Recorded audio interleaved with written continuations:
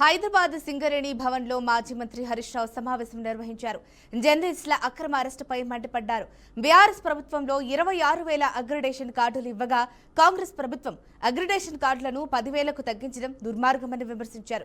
గత ప్రభుత్వం రిపోర్టింగ్ జర్నలిస్టులు, డెస్క్ జర్నలిస్టులు తేడా లేకుండా అగ్రిడేషన్ కార్డులు మంజూరు చేసిందన్నారు. సోషల్ మీడియా, యూట్యూబ్ జర్నలిస్టులను టెర్రరిస్టులుగా పోల్చడం సరికాదని మాజీ మంత్రి అన్నారు.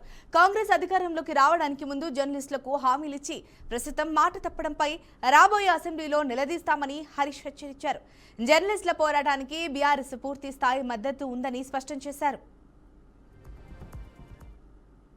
అక్రమంగా రాష్ట్ర వ్యాప్తంగా అరెస్ట్ చేస్తా ఉన్నారు. రాష్ట్ర వ్యాప్తంగా అరెస్ట్ చేసిన జర్నలిస్టులను వెంటనే విడుదల చేయాలని చెప్పి బీఆర్ఎస్ పార్టీ డిమాండ్ చేస్తా ఉంది. ఈ జర్నలిస్టుల అక్రమ అరెస్ట్ ను బీఆర్ఎస్ పార్టీ తీవ్రంగా ఖండిస్తా ఉంది. నువ్వేం చెప్పినావు రేవంత్ రెడ్డి? 6 గ్యారంటీలతో పాటు 7వ గ్యారంటీ ప్రజాస్వామ్య హక్కు, ధర్నా చేసే హక్కు మేము కల్పిస్తామని చెప్పినావు. ఇవాళ జర్నలిస్టులు కనీసం బండి దిగి గేట్ కాడికి పోకముందే అరెస్ట్ చేస్తున్నావు. వాళ్ళు ప్రజాస్వామ్యయుతంగా ధర్నా చేసే అధికారం లేదా? దరఖాస్తు ఇచ్చే హక్కు లేదా? మరి ఆ రోజు నీ మేనిఫెస్టోలో మొదటి పేరాలోనే చెప్పినావు ప్రశ్నించే హక్కు, ప్రజాస్వామ్య హక్కు 7వ గ్యారంటీగా ఇస్తున్నా అని చెప్పినావు. ఇలా రాష్ట్ర వ్యాప్తంగా జర్నలిస్టుల గొంతు కోసినావు. అందరినీ కోసినావు. ఇలా రైతుల్ని కోసినావు, కార్మికుల్ని కోసినావు, విద్యార్థుల్ని గొంతు కోసినావు, నిరుద్యోగుల గొంతు కోసినావు. లాస్ట్ కు ప్రజాస్వామ్యంలో 4వ పిల్లర్ అయినటువంటి జర్నలిస్టుల గొంతు కూడా కోసినావు కదా. కేసీఆర్ గారు ఉన్నప్పుడు 26,000 అక్రిడేషన్ కార్డులు ఇచ్చారు. జర్నలిస్టుల కోసం 100 కోట్ల రూపాయల కార్పస్ ఫండ్ ను ఏర్పాటు చేశారు. కరోనా వస్తే జర్నలిస్టులను కాపాడుకున్నారు. జిల్లాల్లో జర్నలిస్టులకు